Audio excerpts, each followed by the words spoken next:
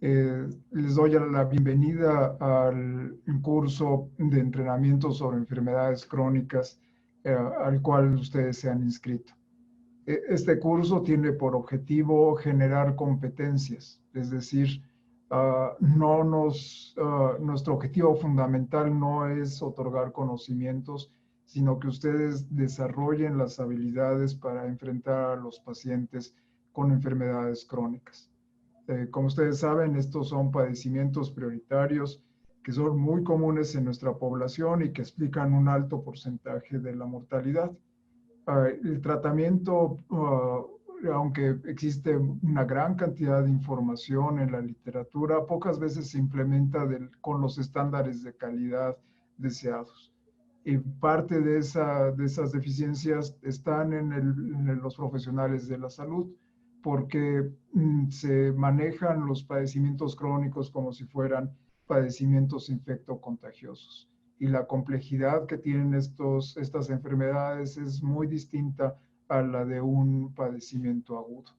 Por lo tanto, el objetivo de este curso es ir desarrollando poco a poco en ustedes las diversas habilidades que se requieren para que lo implementen en su práctica diaria.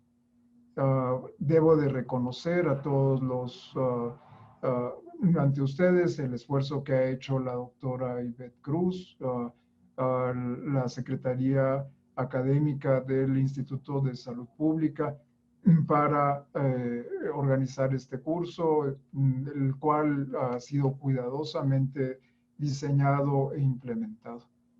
Mi reconocimiento a todos ellos por la calidad del trabajo realizado. Daré con esto inicio a la sesión y el tema que desarrollaré es la competencia que trataremos de discutir es en quién debo hacer la búsqueda de una dislipidemia.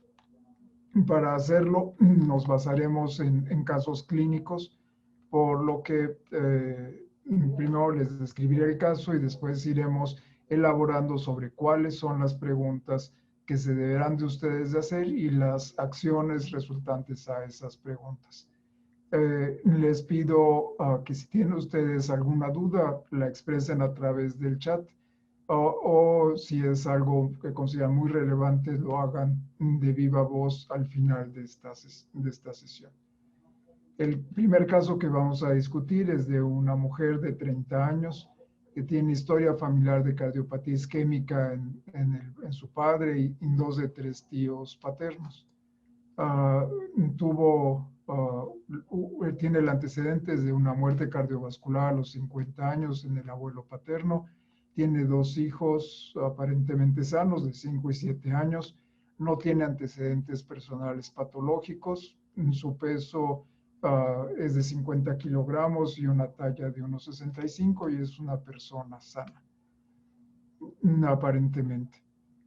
Para muchos sistemas de salud ha sido controversial sobre cómo gastar los recursos de la mejor manera y poder impactar, a final de cuentas, en la mortalidad y en la prevención de discapacidad temprana. Y sin duda, una de las áreas donde existe más evidencia es en el campo de las dislipidemias. Las dislipidemias llenan todos los requisitos que han sido considerados para justificar el escrutinio de una enfermedad. Estos son los 7 supuestos que la Organización Mundial de la Salud considera indispensables para realizar el escrutinio y considerarlo como costo eficaz. La enfermedad debe ser considerada un problema importante de salud para el país. Como veremos más adelante, la consecuencia de las dislipidemias, es decir, la enfermedad cardiovascular, es la primera causa de muerte junto con la diabetes. El segundo rubro es la historia natural de la enfermedad debe ser conocida. Se conoce más que bien. Hay múltiples estudios observacionales hechos desde los años 50 que demuestran el rol causal que tienen los lípidos sanguíneos en la aterosclerosis. El tercer rubro es una fase preclínica debe de existir y esta debe ser detectable por algún método fácilmente accesible. La medición del perfil de lípidos es justo el método, es una medición barata, El costo real de una medición de un perfil de lípidos es menor a 40 pesos, por lo que es deseable que todos los sistemas de salud, incluyendo la medicina de primer contacto, tenga acceso por lo menos a medir colesterol, triglicéridos y colesterol HDL. El cuarto parámetro es la detección temprana resulta en mayores beneficios que la detección tardía. La mejor evidencia de que este es el caso para las personas con dislipidemias es lo que ocurre con la hipercolesterolemia familiar. Hay múltiples estudios que demuestran que si se detecta la enfermedad antes de los 18 años, si se trata de manera correcta, la tasa de mortalidad de una dislipidemia altamente heterogénica, como es la hipercolesterolemia familiar heterozigota, puede ser llevada a lo que se observa en la población general. En pocas palabras, entre más temprano identifiquemos las dislipidemias de alto riesgo e implementemos el tratamiento, mayor será el beneficio para nuestros pacientes. El quinto rubro son si las pruebas sobre el escrutinio son confiables y de fácil acceso. Sí, el perfil de lípidos nos permite identificar si un paciente tiene acúmulo de lipoproteínas que son aterogénicas, y reitero, debemos de esforzarnos para que todos los sistemas de salud de nuestro país tengan acceso a la medición de colesterol, triglicéridos y colesterol HDL. Su costo es aceptable, ya mencionaba su costo, y es indispensable para la toma de decisiones. Y finalmente, el escrutinio puede ser una actividad constante, es claro que sí. Veremos cuáles son las condiciones que un paciente debe de llenar para calificar para hacer el escrutinio. Les muestro algunas láminas para soportar la evidencia que acabo de mencionar. La mejor manera de medir el impacto que tiene un padecimiento en un país es el concepto de carga global de enfermedad. De manera tradicional se hace con mortalidad. Sin embargo, padecimientos como la cardiopatía isquémica, la diabetes, la insuficiencia renal, su impacto no se limita a mortalidad, se limita a años perdidos con una vida saludable, años de discapacidad, gastos directos e indirectos, y la suma de todos estos desenlaces los integra el concepto de carga global de enfermedad. En la lámina ustedes pueden observar los datos de nuestro país. Entre más azul y más grande sea el cuadro, es mayor la contribución a la carga global. En la parte superior izquierda, que estoy señalando con el puntero, es la cardiopatía isquémica, seguido por el infarto cerebral. Enfrente de la cardiopatía isquémica está la diabetes y la insuficiencia renal por debajo de la diabetes.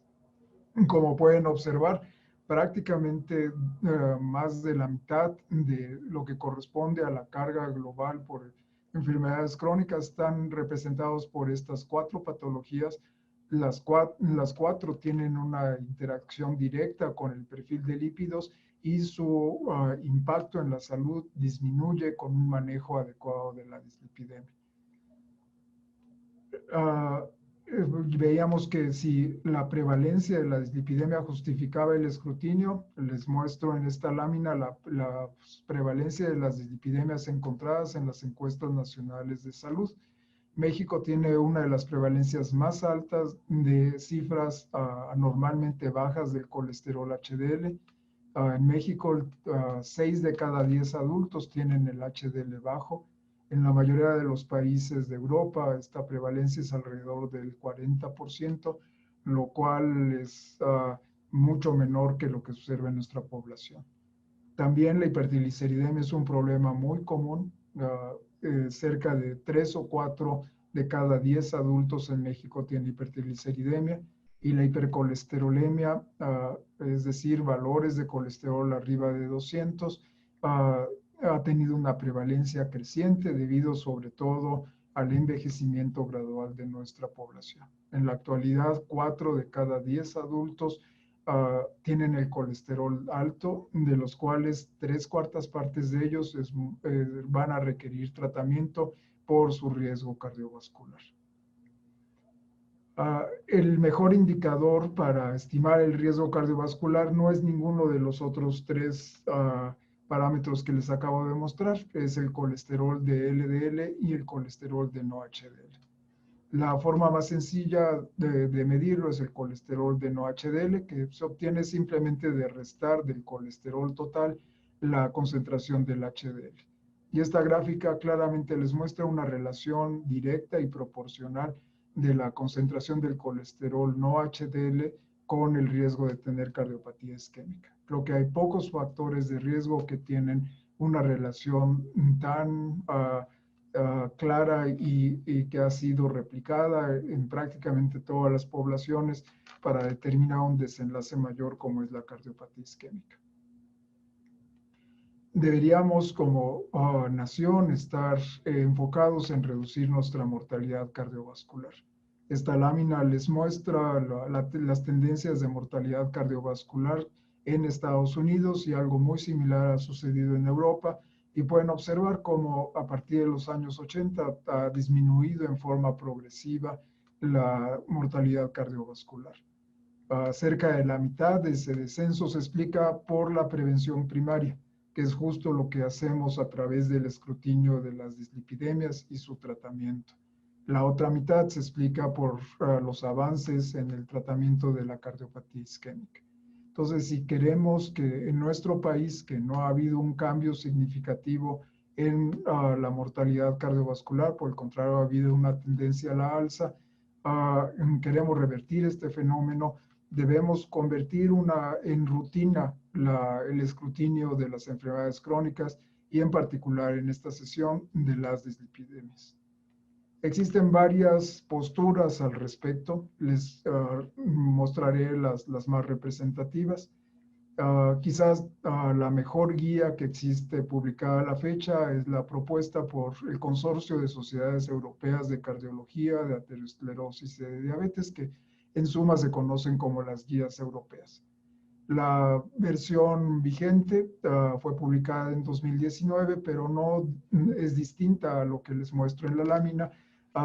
En 2016 fueron modificadas la postura y fue ratificada en el 2019.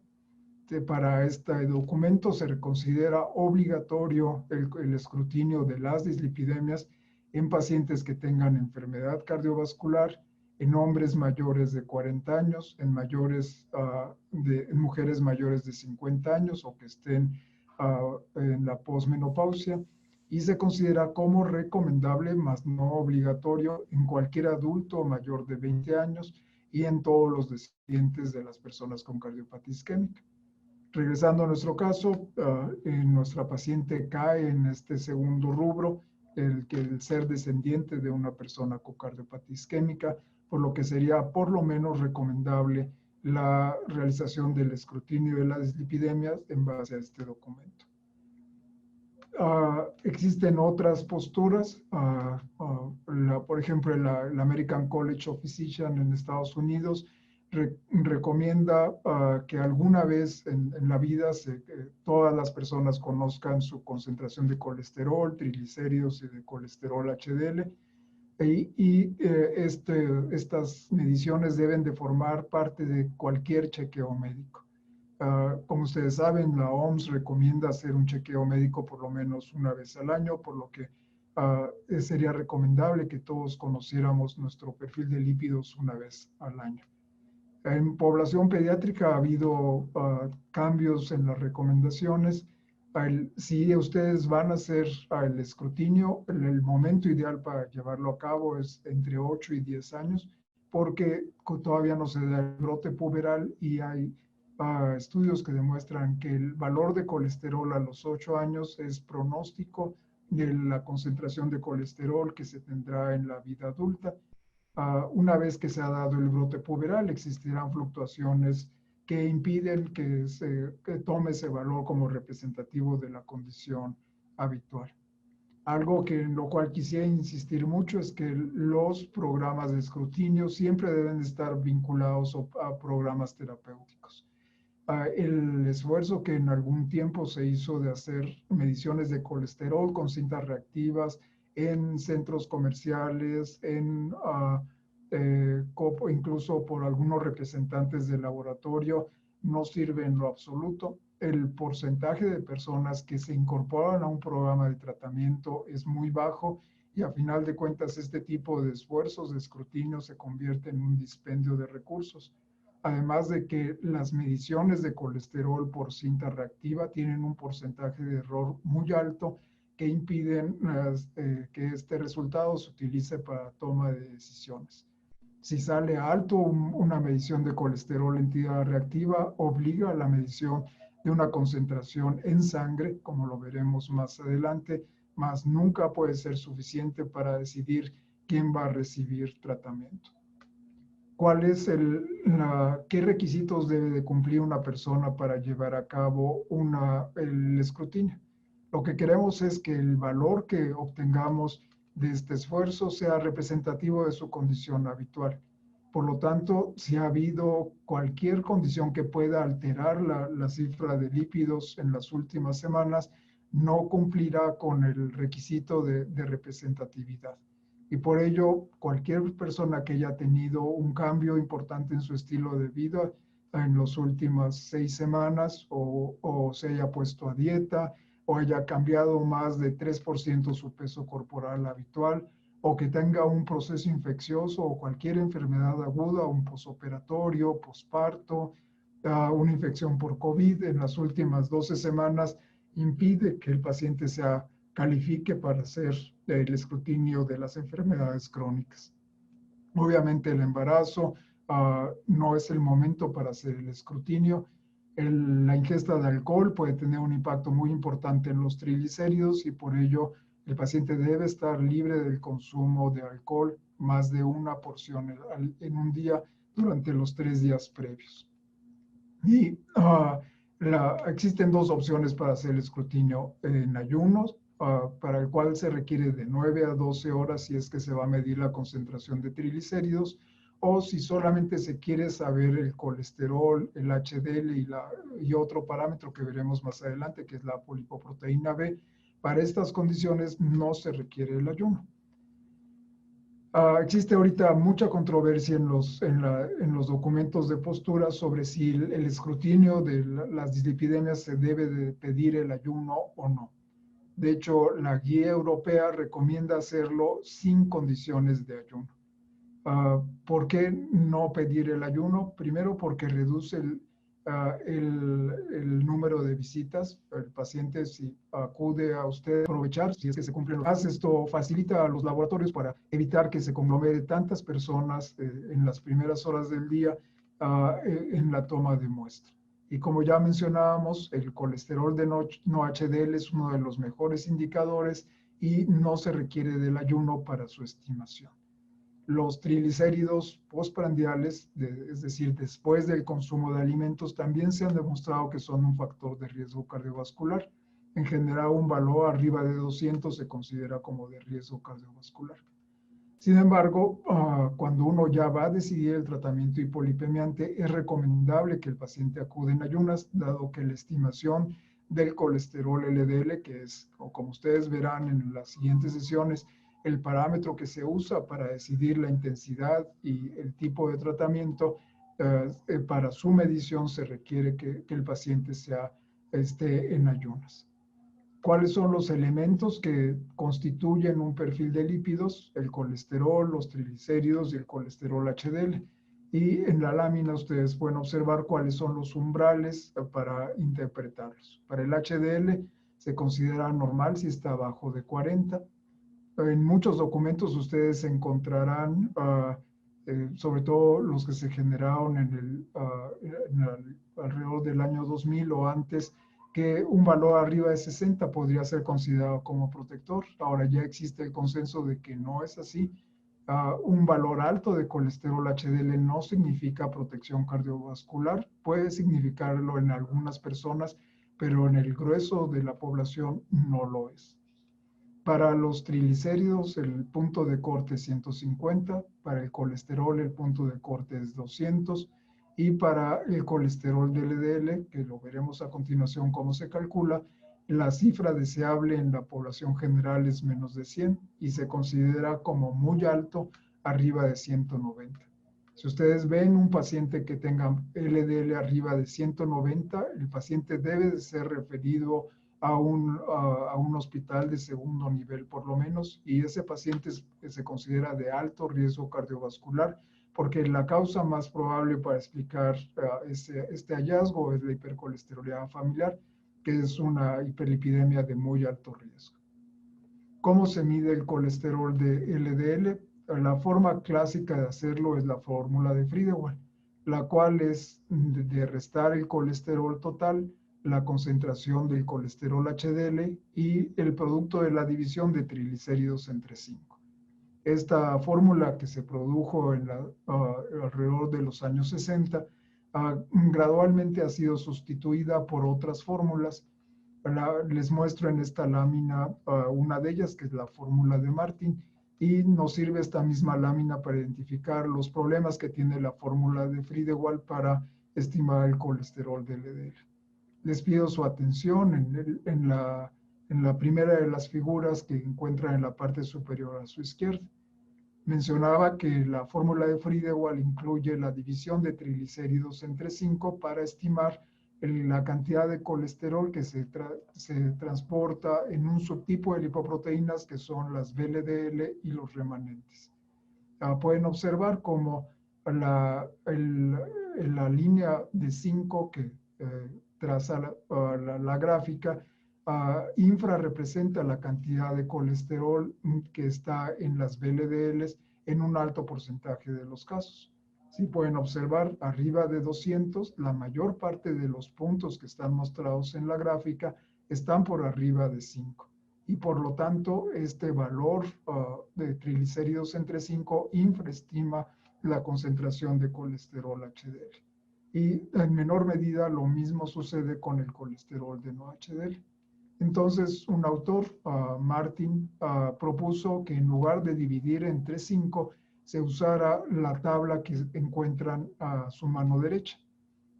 Para usarla, primero tenemos que estimar el colesterol de no HDL y después tenemos que conocer la concentración de triglicéridos. Por ejemplo, si tenemos un paciente que tiene 195 de colesterol de no HDL, es decir, está en la segunda columna extrema hacia la derecha, y tiene triglicéridos entre 293 y 399, el factor por el cual debemos de dividir la concentración de triglicéridos es 6.5 en lugar de 5. Y a través del empleo de esta corrección, la precisión de la fórmula se incrementa notablemente. En enero de este año se publicó un segundo método que se llama la fórmula de Sampson, que todavía es aún mejor que la fórmula de Martin que les acabo de describir. La forma de calcularlo se muestra en la lámina. El colesterol de LDL se calcula dividiendo el colesterol total entre 0.94 y a ello se resta la división del colesterol HDL entre 0.97, los triglicéridos entre 8.56, el producto de triglicéridos y no HDL se divide entre 2140 y de ello se resta el valor de triglicéridos al cuadrado entre 16.100. Y a todo esto se resta 9.4. Evidentemente esto es muy poco práctico para hacerlo de manera rutinaria, pero de todas maneras es importante que ustedes sepan que esta es la mejor fórmula que se ha publicado a la fecha. Hay algunas aplicaciones que ustedes pueden descargar en su teléfono para que no tengan todos los problemas en la estimación de la fórmula. Las ventajas de esta fórmula sobre todo es en los valores bajos de colesterol. La fórmula de Friedewald y en menor medida la de Martin tienen problemas para estimar el colesterol de LDL cuando se tiene menos de 150 de colesterol. Y de todas maneras, como pueden observar en la parte inferior de la gráfica que está al centro, tanto la de Sampson como la de Martin tienen mucho mejor precisión que la fórmula de Friedewald cuando se tienen más de 400 de triglicéridos. Entonces, el mensaje de estas dos láminas es que debemos de medir el colesterol de LDL si se puede con la fórmula de Martin o con la fórmula de Swanson, pero si se tiene más de 400, la fórmula de Friedewald no es útil. Para cerrar esta primera parte de la presentación, en quienes debemos de considerar el ayuno, en aquellos que debemos de considerar para la toma de decisión del tratamiento hipolipemiante. Si es solamente para el escrutinio, podemos tomar la muestra en cualquier momento del día, y el parámetro que debemos de calcular es el colesterol de no HDL en lugar del colesterol de LDL. Otro parámetro que ustedes deben de conocer es la polipoproteína B, que es el mejor parámetro que existe para integrar todo el riesgo cardiovascular relacionado al perfil de lípidos. La polipoproteína B es la proteína que transporta el colesterol en las partículas que eventualmente se van a depositar en las placas de ateroma. Su concentración permite estimar el número de lipoproteínas que son potencialmente aterogénicas. Ya la mayor parte de los laboratorios de cobertura nacional tienen esta metodología estandarizada. La limitante principal es su costo. El costo de una polipoproteína B es equiparable a todo el perfil de lípidos, por lo cual debemos de escoger en qué subgrupo de la población lo debemos de usar. Lo debemos de considerar en las personas que tienen triglicéridos altos, en las personas que tienen diabetes o que tienen síndrome metabólico o que tienen concentraciones muy bajas del colesterol de LDL. Y nos da una mayor precisión en la estimación del riesgo cardiovascular. Y finalmente quisiera hablar de otro indicador que se usa en el escrutinio de las dislipidemias, que es la lipoproteína A, que es la flecha que está marcada en la parte inferior. La lipoproteína A es otra partícula que es aterogénica y que es un factor de riesgo independiente para tener enfermedad cardiovascular. Como todos los factores relacionados a las dislipidemias, su presencia en concentraciones anormales es asintomática. Si ustedes tienen un paciente que tiene más de 180 de lipoproteína A, es un paciente que se considera de alto riesgo sin importar si tiene algún otro factor de riesgo concurrente. En las personas que tienen arriba de 50 miligramos por decilitro, este hallazgo agrega mayor riesgo cardiovascular, pero no es un factor de riesgo independiente. Entonces, si ocasionalmente ustedes encuentran un paciente con cardiopatía isquémica en los cuales no existe ningún otro factor de riesgo cardiovascular, deben de medir la concentración de lipoproteína A. Es quizás la etiología que no se detecta en las evaluaciones de rutina más común que explica la cardiopatía isquémica sin otros factores de riesgo cardiovascular. Y recuerden, 180 es un factor de riesgo independiente. Si es más de 50, contribuye al riesgo, pero no se considera como la causa de la cardiopatía isquémica. Y todo lo que hemos hablado en estos 30 minutos, vamos a tratar de aterrizarlo en este caso clínico. Se trata de una mujer de 30 años que tiene historia familiar de cardiopatía isquémica en su padre y en dos de los tres tíos paternos. Tuvo una muerte cardiovascular en el abuelo paterno. Otra vez tiene dos hijos sanos y su perfil de lípidos de la paciente muestra serias anormalidades. Su colesterol es de 421, los triglicéridos son de 121, tiene un HDL bajo, un colesterol de no HDL muy alto, que es 382, y el colesterol de LDL también muy alto, 357. 190 es el umbral para considerar muy alto. Entonces, en nuestra paciente refleja la importancia de hacer el escrutinio de las dislipidemias. La paciente es un sujeto de muy alto riesgo cardiovascular y la historia familiar permitió sospechar que había una dislipidemia primaria y la paciente está afectada y por lo tanto sus hijos pequeños de 5 a 7 años tienen que tener una evaluación del perfil de lípidos, dado que estas patologías generalmente tienen un patrón de transmisión autosómica dominante. ¿Cómo abordamos, qué sigue en el abordaje de esta paciente? Básicamente el ejercicio se divide en dos partes. Primero es encontrar la causa de la dislipidemia y el segundo es evaluar el riesgo cardiovascular de manera integral, incluyendo todos los factores de riesgo. En cuanto al primer ejercicio, el siguiente paso es clasificar las dislipidemias por síndromes. Los síndromes más frecuentes son la hipercolesterolemia aislada, es decir, solamente tener el colesterol alto teniendo los triglicéridos en límites normales. La hipertrigliceridemia aislada, que es exactamente al revés, los triglicéridos altos y el colesterol normal. La hiperlipidemia mixta, que es la conjunción de ambas alteraciones, y la hipoalfa lipoproteinemia, que son exclusivamente niveles bajos de colesterol HDL.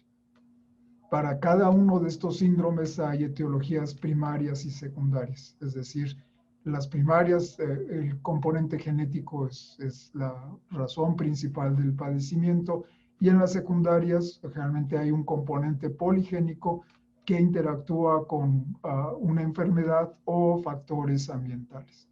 De las primarias, como ya veíamos en nuestro caso, la hipercolesterolemia familiar es prioritaria de ser detectada, aunque no es tan común como otras, como la hiperlipidemia familiar combinada, de la cual ustedes tendrán información en la siguiente sesión.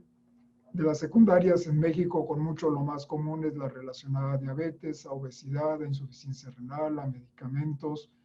El embarazo es una causa frecuente de dislipidemias secundarias. Para cada uno de estos síndromes hay algoritmos que les permite llegar a los diagnósticos etiológicos. En este caso les muestro el de la hipercolesterolemia aislada, que corresponde al caso que estamos discutiendo. La primera pregunta que tenemos que hacernos es cómo está su colesterol y los triglicéridos.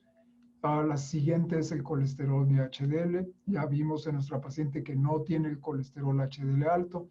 Por lo tanto, la partícula que eleva la concentración de colesterol es el LDL o los remanentes, y por lo tanto se considera de riesgo cardiovascular. El siguiente paso es hacer exámenes de laboratorio, que para todas las dislipidemias son los mismos: una glucemia, una creatinina, un examen general de orina, el valor de TSH y la fosfatasa alcalina. Si alguno de ellos es anormal, es una dislipidemia secundaria. Si todos son normales, el umbral que nos permite separar las causas es 160 de colesterol LDL. Si está por debajo de 160, lo más probable es que sea de origen ambiental o de tipo poligénico, como podría ser una hiperlipidemia familiar combinada. Si está arriba de 160, como en nuestro paciente, la causa más probable es la hipercolesterolemia familiar. Para confirmar el diagnóstico debemos de buscar intencionadamente unas lesiones que son patognomónicas de la hipercolesterolemia familiar, que se llaman hemantomas tendinosos, y debemos de convocar a la familia para que todos sepan su perfil de lípidos. Y así para cada uno de los subtipos de las dislipidemias existen algoritmos, que esto lo verán ustedes en las diversas clases que tendrán a lo largo de este módulo. La segunda parte del ejercicio, una vez que ya se ha identificado la etiología, es evaluar el riesgo cardiovascular global. Existen diversas estrategias, les mostraré en las siguientes láminas la que propone el consenso europeo, que estratifica la población en 4 grandes grupos: muy alto riesgo y alto riesgo, que se observan en esta lámina, o de riesgo intermedio o riesgo bajo, que lo veremos a continuación. Los de muy alto riesgo son las personas que ya tienen cardiopatía isquémica, es decir, que su riesgo absoluto de tener un evento cardiovascular mayor es superior al 20% en los siguientes 10 años, o que tienen condiciones que, aunque no tienen cardiopatía isquémica sintomática, su riesgo de tener desenlaces cardiovasculares es igual que si tuvieran cardiopatía isquémica. En este grupo se incluyen los sobrevivientes de un infarto del miocardio, aquellas personas que ya han tenido una revascularización coronaria, o que han sobrevivido un infarto cerebral isquémico, o que tienen claudicación intermitente debido a enfermedad arterial de miembros inferiores. En las condiciones que tienen un riesgo equiparable a la cardiopatía isquémica es la diabetes tipo 2, que tienen complicaciones crónicas, en particular la nefropatía, o la diabetes tipo 1 que tengan más de 20 años de evolución o que tengan tres factores de riesgo concomitante, que incluyen el tabaquismo, la hipertensión y la dislipidemia. También en este grupo se incluye la insuficiencia renal, definida como una filtración glomerular abajo de 30 mililitros por metro cuadrado de superficie corporal. También en este subgrupo está la hipercolesterolemia familiar que tenga un factor de riesgo adicional. Nuestra paciente que estamos discutiendo es probable que caiga en este grupo. No tenemos toda la información del caso clínico, pero la hipercolesterolemia familiar, si la paciente fumara o tuviera diabetes o fuera hipertensa, caería en el grupo de más alto riesgo de toda la población. En el segundo estrato de riesgo están las condiciones de alto riesgo que incluyen todas las hiperlipidemias primarias. Les pido una disculpa por el error que está en la lámina, es más de 313 de colesterol total o más de 190 de colesterol LDL, que es justo donde está nuestra paciente. También la hipercolesterolemia familiar sin factores de riesgo concomitante caen en este grupo.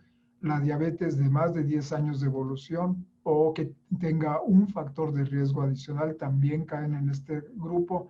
La hipertensión severa, definida como más de 180 sobre 110. La insuficiencia renal moderada también se consideran de alto riesgo. Las de riesgo moderado son todo el resto de la población con diabetes, en particular las personas jóvenes o que tienen menos de 10 años de evolución, las personas con síndrome metabólico, que tienen hipertrigliceridemia, que tienen LPA elevado, pero arriba de 50, más no arriba de 180. Y por lo tanto, en estas personas se puede requerir de tratamiento con hipolipemiantes, pero se requerirá de juicio clínico para decidir si requerirán tratamiento a largo plazo. Y finalmente están las de bajo riesgo, que son las personas que no tienen ningún factor de riesgo cardiovascular. Los diferentes documentos de consenso han propuesto algunas herramientas para estimar el riesgo cardiovascular, como las tablas de Framingham o las tablas de SCORE que proponen las guías europeas. Esto es un tema muy controversial. Cada vez menos documentos recomiendan el uso sistemático de este tipo de herramientas. De hecho, en la actualidad ya la guía europea señala que no se deben de usar este tipo de herramientas en los grupos de alto y muy alto riesgo. Por lo tanto, nuestra paciente, en la cual estamos asumiendo que tiene hipercolesterolemia familiar, no califica para estimar su riesgo cardiovascular usando este tipo de tablas porque, por definición, su riesgo es muy alto. Aquí les muestro algunas de las diversas opciones que se tienen para estimar riesgo cardiovascular. Las tablas de Framingham, las tablas SCORE, PROCAM, Reynolds, en su versión para hombres y mujeres. La única herramienta que está calibrada para la población mexicana y que está incluida en la norma oficial mexicana es la herramienta GloboRisk, que incluyó en su validación los datos de una población de origen latinoamericano y las estimaciones se calibraron a la prevalencia de los factores de riesgo de nuestro país. Ustedes pueden encontrar esta herramienta en este portal. Existe una versión descargable para su teléfono celular. Todo lo que requieren conocer es la edad, si el paciente tiene o no diabetes, si fuma o no fuma, la concentración del colesterol total, del HDL y la presión sistólica. Y la herramienta les brinda la estimación de riesgo cardiovascular. Sin embargo, reitero, este tipo de herramientas, su valor es limitado y lo más importante es establecer los diagnósticos de nuestros pacientes que les confíen riesgo cardiovascular. Termino resaltando algunas de las cosas que en la exploración física de un paciente con dislipidemias debemos de identificar. En la historia clínica, los antecedentes familiares de cardiopatía isquémica son clave, como sucedió en nuestro caso, haberle dicho a la paciente, usted parece sana, no requiere de ninguna evaluación, no se preocupe, cuando en realidad se considera una persona de alto riesgo cardiovascular. Debemos de evaluar las variables relacionadas al estilo de vida, como consumo de medicamentos, tabaco, alcohol, actividad física, tiempo dedicado al sedentarismo, identificar alimentos, consumo de alimentos con alto cantidad de calorías y orientarlos para adoptar un estilo de vida saludable. Ya en la exploración física, en la fotografía que ustedes tienen en pantalla, les muestra las lesiones que son características de la hipercolesterolemia familiar, que son los jantomas tendinosos. Son depósitos de colesterol que están localizados en la superficie del tendón de Aquiles. Esta es la localización más frecuente. La mayoría de los pacientes no tienen jantomas tan grandes como lo que se observa en la fotografía, por lo que uno tiene que tocar el jantoma y si se palpan rugosidades sobre su superficie, tienen que sospechar la presencia de los jantomas. Otra herramienta que sirve en el proceso de escrutinio es el estudio de las familias. Como ya mencionamos, para nuestra paciente aplica porque estamos sospechando que tiene una hiperlipidemia primaria y sus hijos deberán de conocer su perfil de lípidos. Además de que nos permite precisar el diagnóstico, permite incluir a la familia en el tratamiento, que es uno de los grandes retos en el tratamiento de las dislipidemias, la adherencia. Muchas veces la familia es el principal obstáculo para adoptar un estilo de vida saludable o tomar los medicamentos. Así concluyo esta presentación con estos mensajes. El escrutinio de las dislipidemias es una intervención costo eficaz. Es obligado en las condiciones de alto riesgo que mostraba aquellos que ya tuvieron cardiopatía isquémica, las personas con diabetes, las personas hipertensas, las personas que se sospechan una hiperlipidemia primaria y se considera necesaria, aunque no obligatoria, en cualquier adulto mayor de 20 años.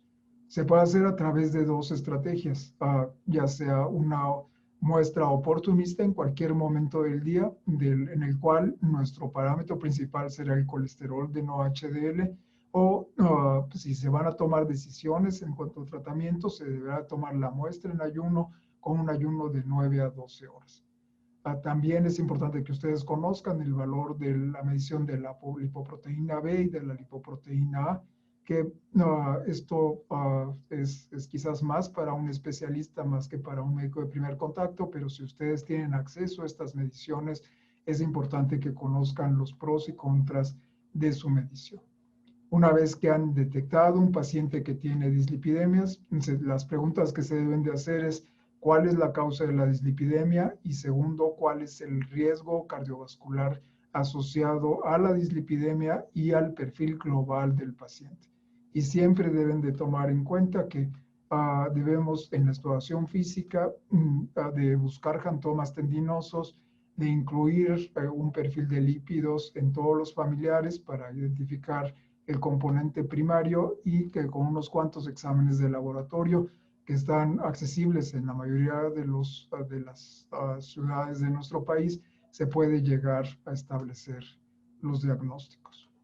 Les doy las gracias por su atención y tenemos 10 minutos más en la cual podemos entablar preguntas y los que quieren hacerlo de viva voz, por favor levanten la mano o si no, pueden hacerlo a través del chat y con mucho gusto yo leeré sus preguntas y daré respuesta. Excelente, doctor. Muchas gracias. Afortunadamente también tenemos ya desde hace un buen rato a la doctora Ivette Cruz por aquí. Bienvenida, doctor. Doctora, si gusta también habilitar su micrófono. Y le pediría a nuestros colegas de la administración de la plataforma que nos apoyen en caso de que sea viable para habilitar el micrófono de María Soto y de Flor, que están levantando la mano y nos imaginamos que tendrán alguna pregunta que realizar a través del micrófono. Mientras esto ocurre, también podemos avanzar. Ahí ya tenemos algunas en el chat. Nos preguntan, en caso de sospechar una dislipidemia primaria, ¿desde qué edad se puede realizar el escrutinio? Gracias por la pregunta. En particular para hipercolesterolemia familiar se puede hacer desde la sangre de cordón, es decir, se puede hacer el diagnóstico desde el nacimiento. En general se recomienda por la edad para hacerlo son los 8 años, dado que, como mencionaba, este es el momento de la vida que permite predecir la concentración de colesterol en la vida adulta. Sí, ya se sabe que, por ejemplo, el padre tiene una hiperlipidemia primaria, en cualquier momento se puede hacer la medición del perfil de lípidos. No se tiene que esperar a que el niño cumpla los 8 años. Y en general, después de los 20 años es cuando se tiene que hacer el escrutinio de las lipidemias. Correcto, doctor. Bueno, pues aquí ya tenemos cierta comunicación también con los colegas. María Soto tiene la mano levantada. Vamos a intentar. Adelante, María. Ya tiene habilitado el audio, pero está cerrado. Me parece que usted misma tiene que abrirlo en el icono de la parte inferior izquierda de su pantalla. Parece que no. Cintia López, mismas indicaciones. Bueno, aquí mientras podemos leer algunas más en el chat, ¿les parece? Adelante, doctora Ivette. No, estaba mencionando a María, buenas tardes, que puede escribir su pregunta también a través del chat en caso de que no pueda habilitar su micrófono. Preguntaban de valores en población pediátrica, doctor Aguilar. Sí, los mostré de manera muy rápida. Esto ha ido cambiando gradualmente. De hecho, no hay todavía un consenso. Si ustedes ven, los puntos de corte que da la sociedad europea son distintos a los que da la sociedad americana.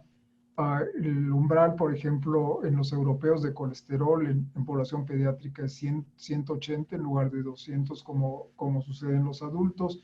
Los triglicéridos es 100 en los niños en lugar de 150 en los adultos.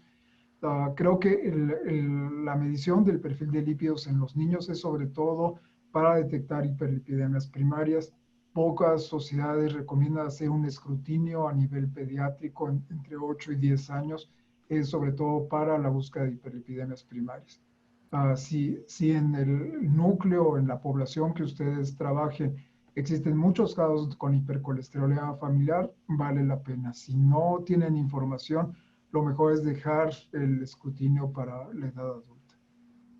Doctor, también preguntan si se puede hacer un perfil de lípidos en estado postprandial de primera instancia, en no ayuno, y si sale alterado, después corroborarlo en ayuno. Así es. Eso es lo que recomienda la guía europea para hacer un escrutinio oportunista. Si el paciente llega en la tarde al consultorio y acepta que se le haga el escrutinio, es un buen momento para hacerlo. Si tiene los triglicéridos altos, en tal caso se debe dar una segunda cita para hacerlo en ayunas. Sin embargo, si por ejemplo tiene un triglicéridos arriba de 200, lo más probable es que el paciente va a seguir con hipertrigliceridemia aunque se haga la muestra en ayunas. Entonces, no es un valor que se pueda desdeñar el valor de triglicéridos postprandial. De hecho, se ha demostrado que es un factor de riesgo cardiovascular.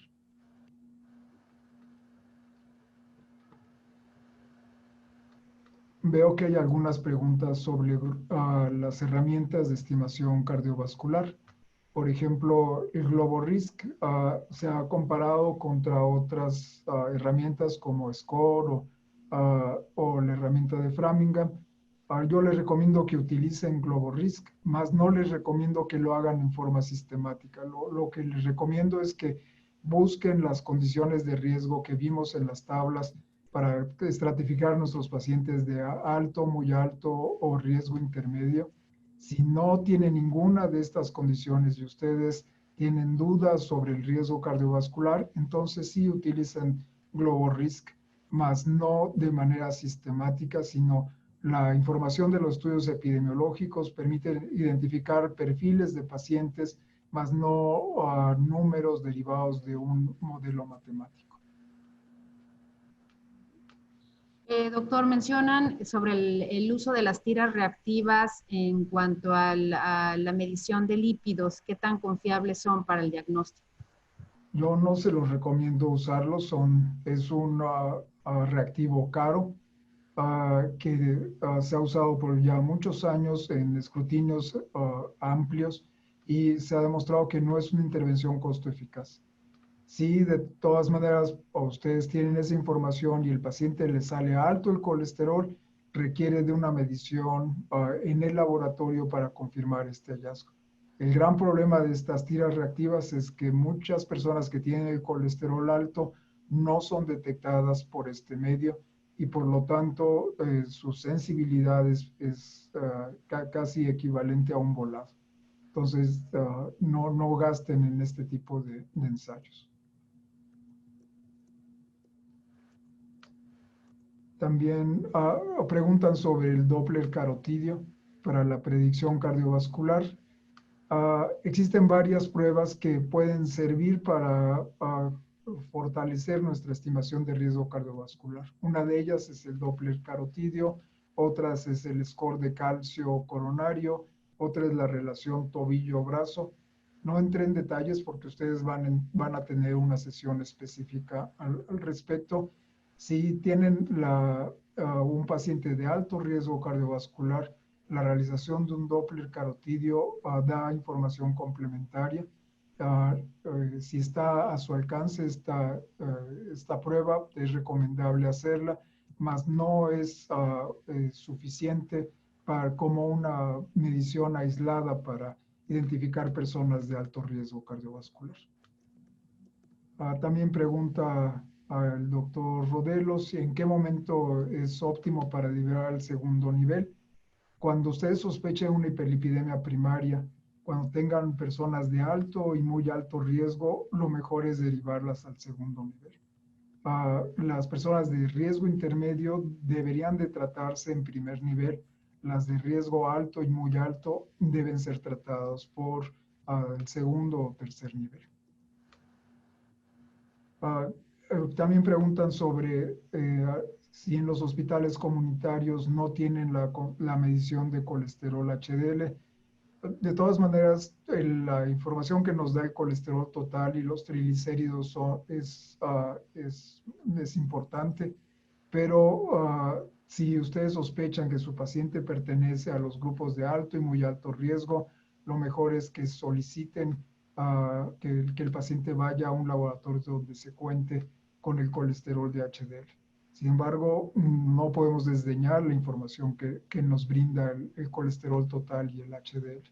No nos es suficiente para decidir si está en metas de tratamiento. Ya insistía que para las metas de tratamiento vigentes en las guías están basadas en el colesterol LDL y por ello es obligatorio tener un HDL para su estimación. Entonces, ustedes deben de presionar a sus autoridades para que se incorpore de manera gradual todo el perfil de lípidos en los laboratorios estatales.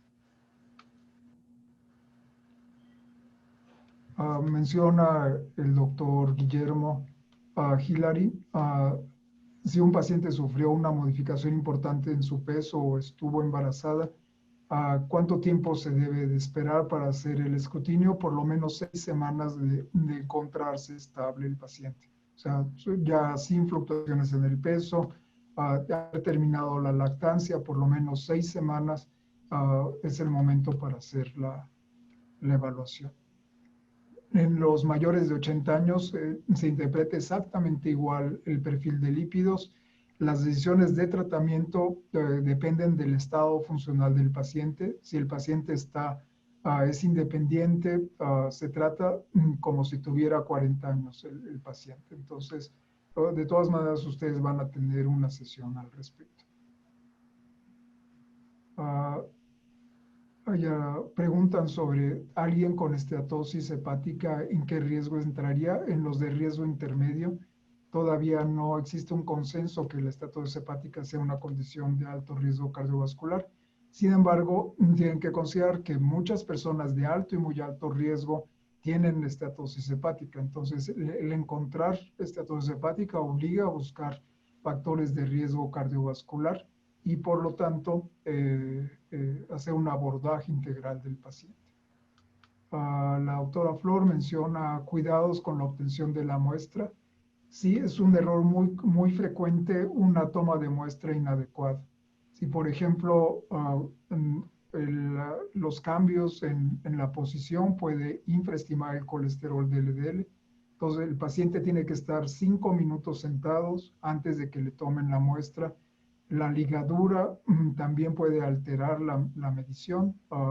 Si una vez que se establece la ligadura de la vena, tienen 1 minuto para la obtención de la muestra. Si pasa más tiempo o la sangre está hemolizada, también va a haber infraestimación de la concentración de colesterol. Entonces, su laboratorio tiene que estar alerta sobre las cuestiones de calidad en la toma de muestra. Fernanda Benítez nos comenta valores de triglicéridos de 223, colesterol total de 217, LDL de 144 y HDL de 42.6. Sí requiere tratamiento. La decisión de tratamiento está en base al riesgo cardiovascular de esa persona. Este perfil de lípidos es muy común en la hiperlipidemia familiar combinada, que es una condición de alto riesgo cardiovascular. Para saber si tiene familiar combinada, tendría que solicitar que todos los familiares de primer grado tengan un perfil de lípidos. Si no es posible, se le puede pedir la medición de la polipoproteína B. Si tiene un valor alto, arriba de 120 si es de origen caucásico, o si es un mestizo mexicano, arriba de 108 en los hombres y de 99 en las mujeres, con eso es suficiente para establecer el diagnóstico de hiperlipidemia familiar combinada. Y en tal caso, el paciente califica para recibir tratamiento farmacológico y dieta y ejercicio. Si no tiene una hiperlipidemia primaria, y el paciente tiene sobrepeso, tiene una dieta inadecuada, se puede dar un periodo de hasta 2 consultas con dieta y ejercicio. Si no se alcanza la meta de tratamiento, calificaría para tratamiento farmacológico. La dieta y ejercicio siempre deben estar presentes, pero el fármaco dependerá de la etiología y del riesgo cardiovascular, totalmente de acuerdo. Si una vez realizados los exámenes de laboratorio y triglicéridos están levemente elevados por arriba de lo normal, ¿se evalúa la causa o desde el principio se puede iniciar la estatina? No, la estatina se deja para las personas de alto y muy alto riesgo. Por eso la insistencia en tener un abordaje sindromático y etiológico para identificar la causa de la dislipidemia. Hemos llegado a las 12, que es la fecha, a la hora en que se termina esta sesión. De todas maneras, si hay alguien que quiere expresar de viva voz alguna pregunta, con mucho gusto lo podemos hacer. Creo que solo Cintia López tiene el micrófono ahí habilitado. Cintia, ¿quisieras intentarlo? Lo mismo María Soto. Tienen que abrir ustedes mismas su micrófono. Ya tienen todo configurado para hacerlo. Y si no, Ulises, si pudieras apoyarnos para abrírselos desde acá. Mientras eso sucede, les quiero mencionar que primero agradecer por estar inscritos en este curso. Una disculpa, tuve un problema técnico al inicio, pero quiero reiterarles el apoyo de todo el panel de profesores y las preguntas que no puedan ser respondidas en esta sesión, echen mano del módulo de preguntas al experto. Por favor, les pido que analicen sus preguntas, las envíen y se van a dar respuestas durante este fin de semana a quien tenga alguna duda que no haya sido respondida con todo el material que está en la plataforma. ¿Ya tienen habilitado el micrófono?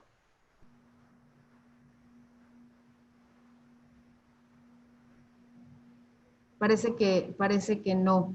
Revisen la plataforma, están las presentaciones con audio, está todo el acervo bibliográfico y hay un área muy interesante de cafetería, denominada cafetería, que es para todos ustedes con la finalidad de que puedan compartir las experiencias que han tenido con algún paciente, que puedan entre ustedes tener esa ese vínculo de comunicación, además de la comunicación que tienen directamente con el profesor en el módulo de preguntas al experto. Doctor Aguilar, muchísimas gracias por abrir este primer módulo. Le agradezco como siempre el apoyo y por supuesto, pues sabemos la importancia que es el poder tener un diagnóstico diferencial y no solamente tratar por tratar, sino saber específicamente la causa, porque de eso va a depender el riesgo, el pronóstico y por supuesto el tratamiento. Muchísimas gracias, doctor Aguilar. Es un honor que usted esté aquí con nosotros. Una disculpa por entrar con estos problemas técnicos y no poderlo presentar. Usted pues ya es múltiplemente conocido por todos. El doctor sabemos que es el actual director de la División de Nutrición del Instituto y está en la coordinación de muchas áreas que tienen que ver con la salud. Muchísimas gracias, doctor, por estar hoy con nosotros. Gracias, Ivette. Gracias por la invitación y felicidades por la organización del curso. Gracias. Pues les deseo a todos que tengan un buen fin de semana y les pido por favor que sean muy activos participando en el módulo de preguntas al experto para dar lugar a poder saber cuáles son sus expectativas del curso. Y también al final va a haber una encuesta sobre la ponencia y sobre el ponente, que es una manera de poder mejorar año con año este módulo. Ya tenemos 1,177 médicos pasantes inscritos y 146 médicos no pasantes en este año, lo cual nos hace pensar que es un reto muy importante para todo el equipo y muchísimas gracias por estar nuevamente con nosotros. Buen fin de semana a todos. Hasta luego, muchas gracias y un Gracias. abrazo para todos.